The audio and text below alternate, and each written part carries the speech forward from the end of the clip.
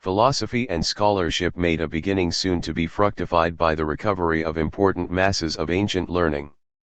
The study of jurisprudence, in southern France and the Italian cities of Ravenna and Bologna, began to restore a knowledge of Roman law and to apply it to contemporary legal and political problems. In this general rise of the intellectual level, affecting every branch of thought, it was natural that political philosophy should share. In the 11th and 12th centuries, political writing was in the main controversial, centering about the contest between the popes and the emperors over the boundaries of the secular and ecclesiastical authorities. Its extent, however, is astonishing. Probably the whole extant body of political philosophy written between the death of Aristotle and the 11th century would occupy fewer pages than the great collection of political tracts that grew out of the struggle over the lay investiture of bishops. As a subject of systematic scholarly investigation, political theory emerged more slowly than other branches of philosophical interest. In the 13th century it was still 224. Overshadowed by the great systems of theology and metaphysics which were the typical creations of the scholastic philosophers. In the 14th century, treatises on political philosophy became more common, as they continued to be from that time to the present. Yet the preservation of great numbers of tracts from the earlier centuries speaks for a continuous interest in the subject. And even in the 11th century certain main issues began to be drawn and certain fundamental problems began to emerge which evolved continuously in the centuries following. The medieval church-state. The starting point for the 11th century controversialists, in respect to the relations of the secular and spiritual authorities, was the Gelasian theory of the two swords already described, in which the teaching of the Christian fathers had been summed up. The distinction between spirituals and seculars, between the interests of soul and body, was part of the warp and woof of Christianity itself.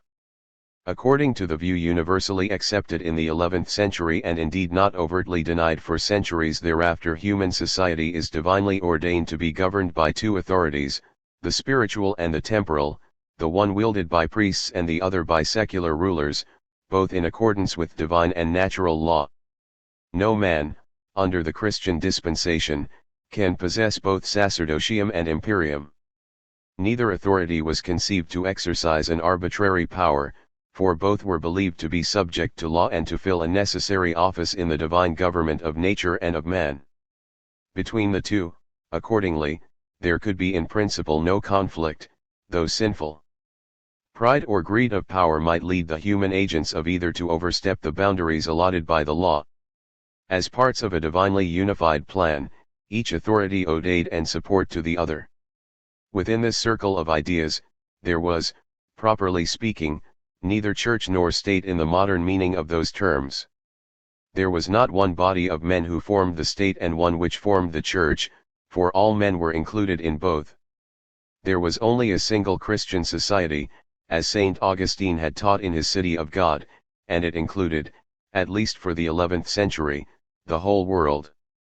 Under God this society had two heads, the Pope, 225, and the Emperor, two principles of authority, the spiritual rule of priests and the temporal rule of kings, and two hierarchies of governing officials, but there was no division between two bodies or societies.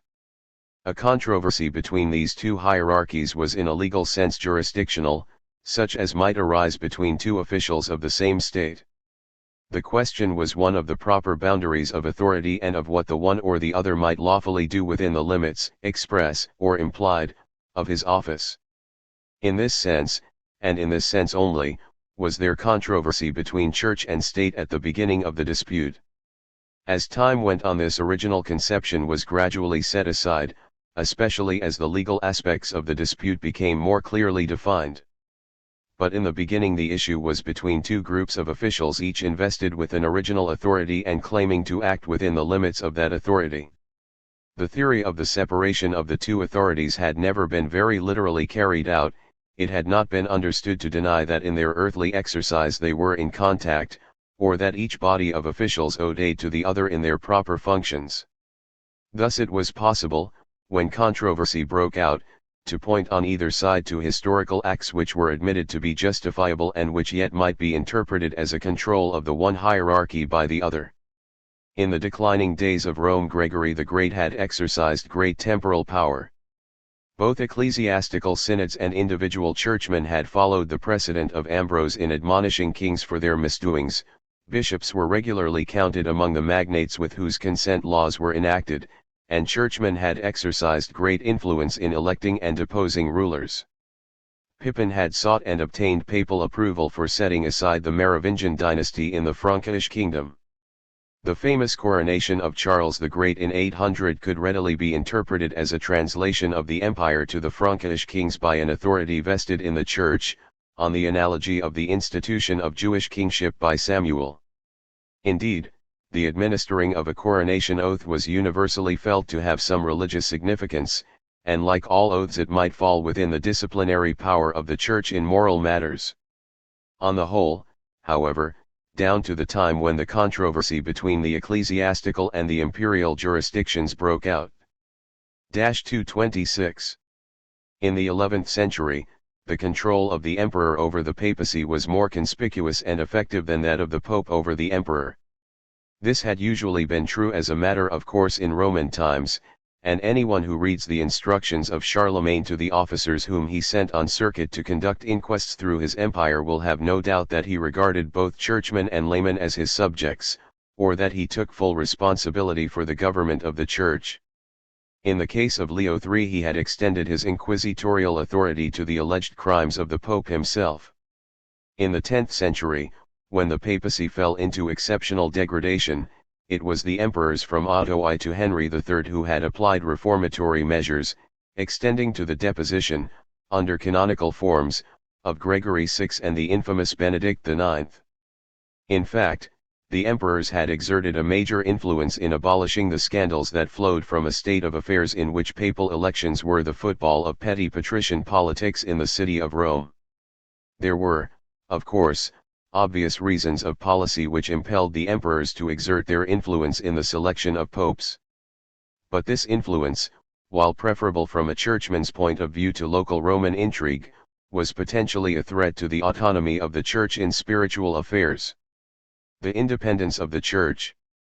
The controversy of the 11th century originated in an increased self-consciousness and sense of independence on the part of churchmen and in a desire to make the Church an autonomous spiritual power in consonance with the admitted validity of its claims. The tradition of Augustine presented Europe to men's minds as essentially a Christian society, unique in the history of the world because for the first time it brought secular power into the service of divine truth. According to this conception, the ancient ideal of government for the sake of justice reached its consummation in rendering not only to every man his right, but in the more vital duty of rendering to God the worship that was his due.